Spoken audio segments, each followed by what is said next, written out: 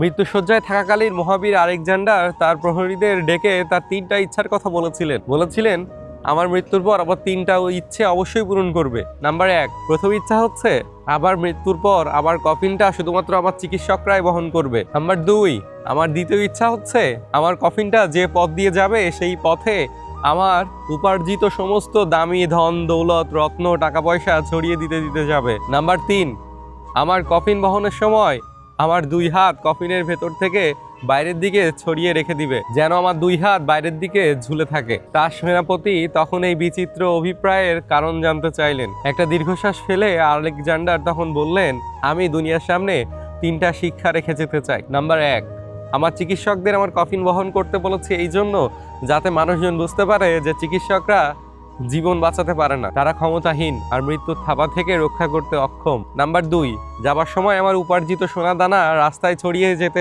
বলেছি কেন জানো? কারণ আমি এটাই বোঝাতে চেয়েছি যে কোনো টাকা পয়সা সাথে যাবে না, এগুলা পাওয়ার জন্য সারা জীবন ব্যয় করেছি কিন্তু নিজের সাথে কিছুই নিয়ে যেতে পারছি না। মানুষ বুঝুক এসবের পেছনে ছোটা মানে সময়ের অপচয়। নাম্বার 3, কফিনের বাইরে আমার 2 হাত ঝুলিয়ে রাখতে বলেছি এই জন্য যাতে মানুষ বুঝুক পৃথিবীতে আমি খালি হাতে এসেছিলাম আর পৃথিবী থেকে আমি খালি হাতেই বিদায় নিচ্ছি।